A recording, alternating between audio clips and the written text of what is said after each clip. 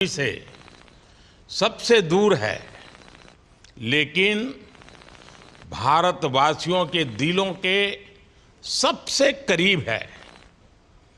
आपके नाम में भी शुभ है और आपकी यात्रा नए युग का शुभ आरंभ भी है। इस समय बात हम दोनों कर रहे हैं, लेकिन मेरे साथ 140 करोड़ भारतवासियों की भावनाएं भी हैं। मेरी आवाज में सभी भारतीयों का उत्साह और उमंग शामिल है। अंतरिक्ष में भारत का परचम लहराने के लिए मैं आपको हार्दिक बधाई और शुभकामनाएं देता हूं। मैं ज्यादा समय नहीं ले रहा हूं, तो सबसे पहले तो ये बताइए, वहां सब कुशल मंगल है? आपकी तबीयत ठीक है? जी प्रधानमंत्री जी, बहुत बहुत धन्यवाद आपकी विशेष का और 140 करोड़ मेरे देशवासियों की विशेष का। मैं यहाँ बिल्कुल ठीक हूँ, सुरक्षित हूँ। आप सबके आशीर्वाद और प्यार की वजह से बहुत अच्छा लग रहा है। बहुत नया एक्सपीरियंस है ये, और कहीं ना कहीं बहुत सारी चीज़ें ऐसी हो रही हैं जो दर्शाती हैं कि मैं और मेरे जैसे बहुत सारे लोग हमारे देश में और हमारा भारत किस दिशा में जा रहा है।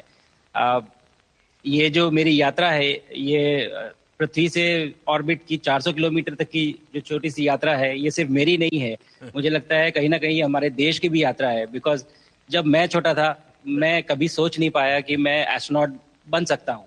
लेकिन मुझे लगता है आपके नेतृत्व में आज का भारत ये मौका देता है और उन सपनों को साकार करने का भी मौका देता है।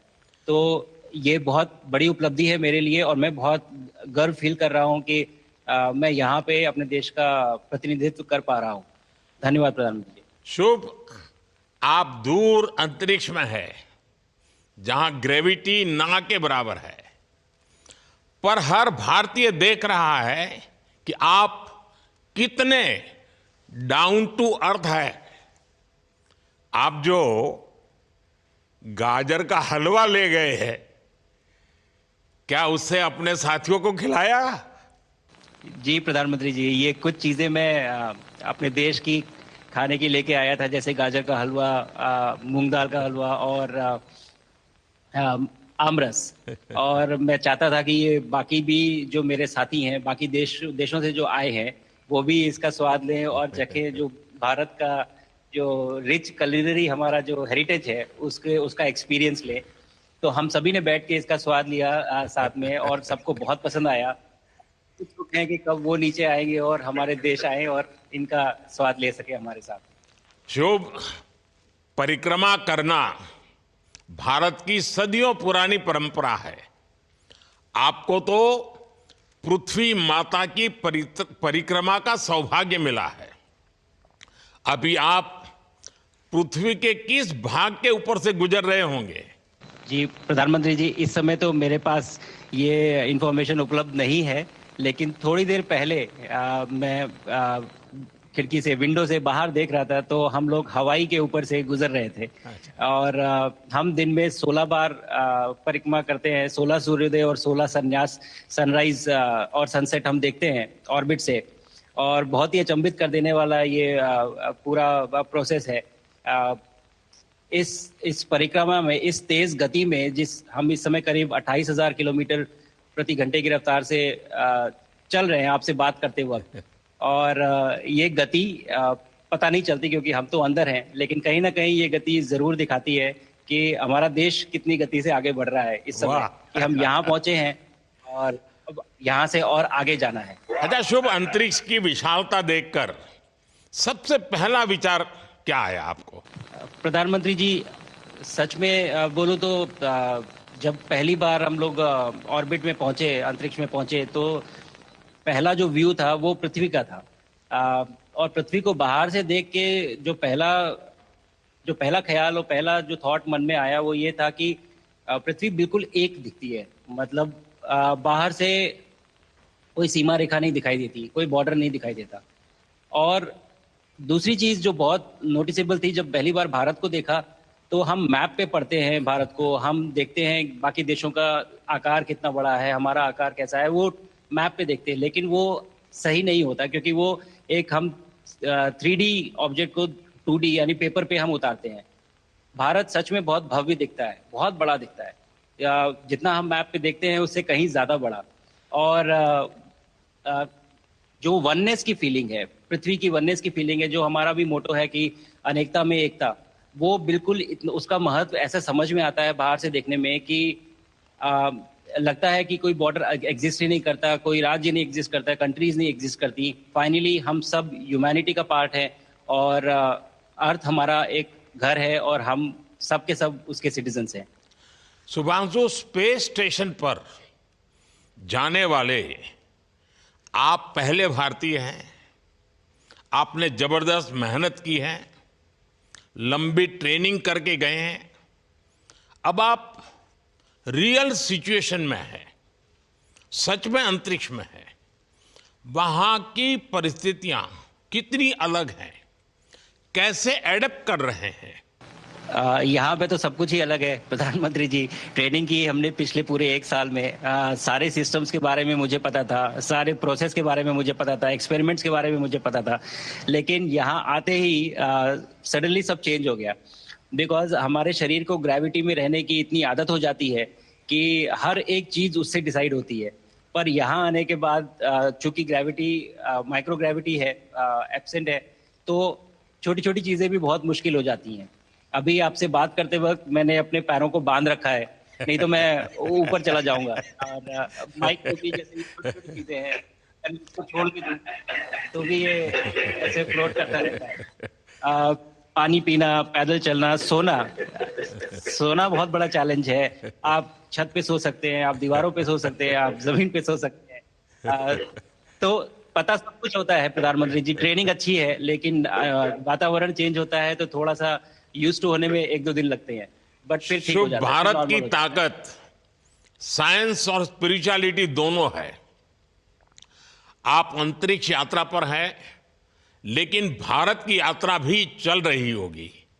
भीतर में भारत दौड़ता होगा।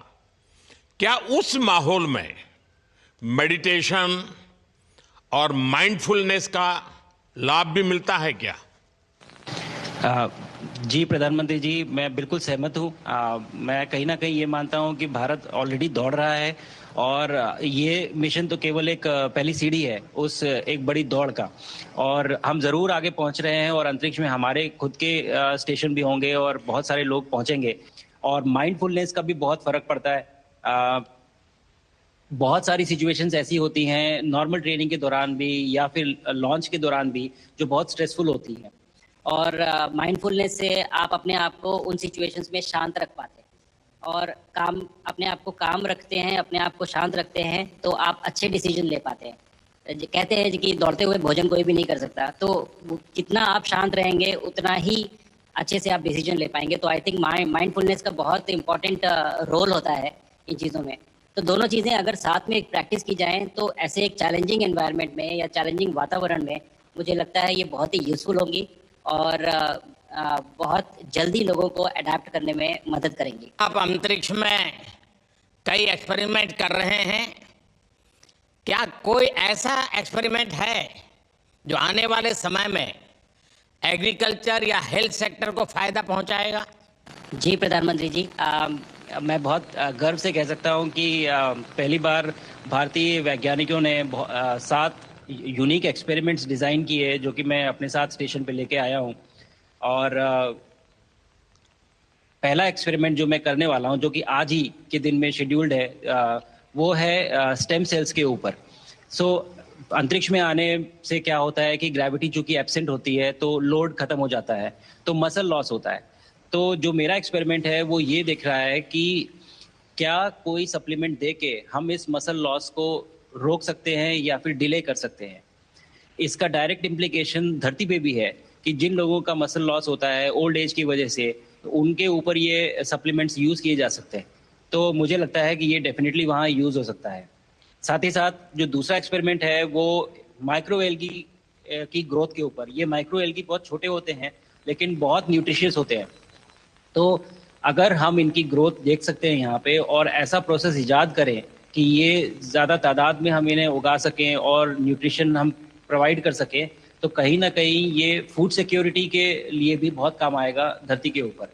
सबसे बड़ा एडवांटेज जो है स्पेस का वो ये है कि ये जो प्रोसेस है यहाँ पे बहुत जल्दी होते हैं, तो हमें महीनों तक या सालों तक वेट करने की ज़रूरत नहीं होती। तो इसलिए यहाँ के जो शुभांशु, रिजल्ट चंद्रयान की सफलता के बाद देश के बच्चों में, युवाओं में विज्ञान को लेकर एक नई रुचि पैदा हुई। अंतरिक्ष को एक्सप्लोर करने का जज्बा बढ़ा। अब आपकी ये ऐतिहासिक यात्रा उस संकल्प को और मजबूती दे रही है।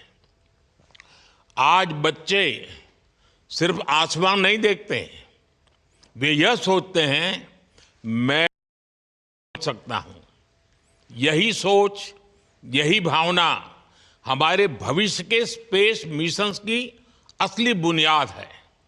आप भारत की युवा पीढ़ी को क्या मैसेज देंगे?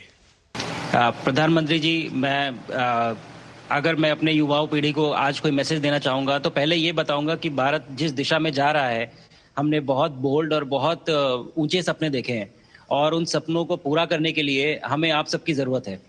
तो उस ज़रूरत को पूरा करने के लिए मैं ये कहूँगा कि सक्सेस का कोई एक रास्ता नहीं होता कि आप कभी कोई एक रास्ता लेता है, कोई दूसरा रास्ता लेता है, लेकिन एक चीज़ जो हर रास्ते में कॉमन होती है वो ये होती है कि आप कभी कोशिश मत छोड़िए, नेवर स्टॉप ट्राइंग।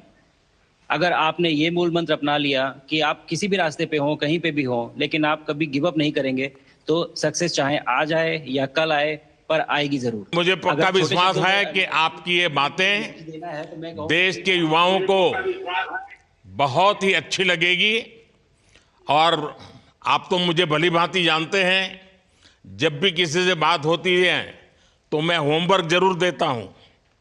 हमें मिशन गगनयान को आगे बढ़ाना है, हमें अपना खुद का स्पेस स्टेशन बनाना है और चंद्रमा पर भारतीय एस्ट्रोनॉट की लैंडिंग भी करानी है। इन सारे मिशंस में आपके अनुभव बहुत काम आने वाले हैं। मुझे विश्वास है आप वहां अपने अनुभवों को जरूर रिकॉर्ड कर रहे होंगे। जी प्रधानमंत्री जी, बिल्कुल। ये पूरा मिशन की ट्रेनिंग लेने के दौरान और एक्सपीरियंस करने के दौरान जो मुझे लेसन्स मिले हैं, जो मुझे सीख मिली है, वो सब एक स्पॉन्ज की तरह मैं एब्जॉर्ब कर रहा हूँ। और मुझे यकीन है कि ये सारी चीज़ें बहुत वैल्यूएबल प्रूव होंगी, बहुत इम्पॉर्टेंट होंगी हमारे लिए जब मैं वापस आऊँगा और हम इन्हें इफ़ेक्टिवली अपने मिशंस में इनके लेसन्स अप्लाई कर सकेंगे और जल्दी से जल्दी उन्हें पूरा कर सकेंगे। बिकॉज मेरे साथी जो मेरे साथ आए थे, कहीं ना कहीं उन्होंने भी मुझसे पूछा कि हम कब गगनयान पे जा सकते हैं, जो सुन के मुझे बहुत अच्छा लगा और मैंने बोला कि जल्दी ही। तो मुझे लगता है कि ये सपना बहुत जल्दी पूरा होगा और मेरी जो सीख मुझे यहाँ मिल रही है वो मैं वापस आके उसको अपने मिशन में पूरी तरह से 100% अप्लाई करके और उनको जल्दी से जल्दी पूरा करने की कोशिश करेंगे। शुभांशु, मुझे पक्का विश्वास है कि आपका ये संदेश एक प्रेरणा देगा। और जब हम आपके जाने से पहले मिले थे, आपका परिवारजन के भी दर्शन करने का अवसर मिला था और मैं देख रहा हूं कि आपके परिवारजन भी सभी उतने ही भावुक है, उत्साह से भरे हुए हैं। शुभांशु, आज मुझे आपसे बात करके बहुत आनंद आया। मैं जानता हूं आपके जिम में बहुत काम है और 28,000 किलोमीटर की स्पीड से काम कर रहे हैं आपको, तो मैं ज़्यादा समय आपका नहीं लूँगा। आज मैं विश्वास से कह सकता हूं कि ये भारत के गगनयान मिशन की सफलता का पहला अध्याय है। आपकी यह ऐतिहासिक यात्रा सिर्फ अंतरिक्ष तक सीमित नहीं है, यह हमारी विकसित भारत की यात्रा को तेज गति और नई मजबूती देगी। भारत दुनिया के लिए स्पेस की नई संभावनाओं के द्वार खोलने जा रहा है अब भारत सिर्फ उड़ान नहीं भरेगा, भविष्य में नई उड़ानों के लिए मंच तैयार करेगा। मैं चाहता हूं, कुछ और भी सुनने की इच्छा है आपके मन में, क्योंकि मैं सवाल नहीं पूछना चाहता, आपके मन में जो भाव है अगर वो आप प्रकट करेंगे, देशवासी सुनेंगे, देश की युवा पीढ़ी सुनेगी, तो मैं भी खुद बहुत आतुर हूं कुछ और बातें आपसे सुनने के लिए। धन्यवाद प्रधानमंत्री जी।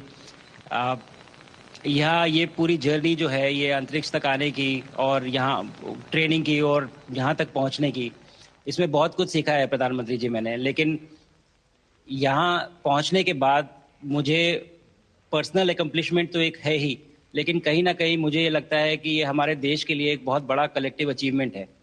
और मैं हर एक बच्चे को जो ये देख रहा है, हर एक युवा को जो ये देख रहा है, एक मैसेज देना चाहता हूँ, और वो ये है कि अगर आप कोशिश करते हैं और आप अपना भविष्य बनाते हैं अच्छे से, तो आपका भविष्य अच्छा बनेगा और हमारे देश का भविष्य अच्छा बनेगा। और केवल एक बात अपने मन में रखिए, that sky is never the limit, ना आपके लिए, ना मेरे लिए और ना भारत के लिए। और ये बात हमेशा अगर आपने मन में रखी तो आप आगे बढ़ेंगे, आप अपना भविष्य उजागर करेंगे और आप हमारे देश का भविष्य उजागर करेंगे। और बस मेरा यही मैसेज है प्रधानमंत्री जी। और मैं बहुत ही भावुक और बहुत ही खुश हूँ कि मुझे मौका मिला आज आपसे बात करने का और आपके थ्रू 140 करोड़ देशवासियों से बात करने का। जो ये देख पा रहे हैं, ये जो तिरंगा आप मेरे पीछे देख रहे हैं, ये यहाँ नहीं था। आज कल के पहले जब मैं यहाँ पे आया हूँ तब हमने ये यहाँ पे पहली बार लगाया है। तो ये बहुत भावुक करता है मुझे और बहुत अच्छा लगता है देख के कि भारत आज इंटरनेशनल स्पेस स्टेशन पहुँच चुका है। शुभांशु, मैं आपको और आपके सभी साथियों को आपके मिशन की सफलता के लिए बहुत बहुत शुभकामनाएं देता हूं। शुभांशु, हम सबको आपकी वापसी का इंतजार है। अपना ध्यान रखिए, मां भारती का सम्मान बढ़ाते रहिए। अनेक अनेक शुभकामनाएं, 140 करोड़ देशवासियों की शुभकामनाएं, और आपको इस कठोर परिश्रम करके इस ऊंचाई तक पहुंचने के लिए बहुत बहुत धन्यवाद देता हूं। भारत माता की जय। धन्यवाद प्रधानमंत्री जी, धन्यवाद।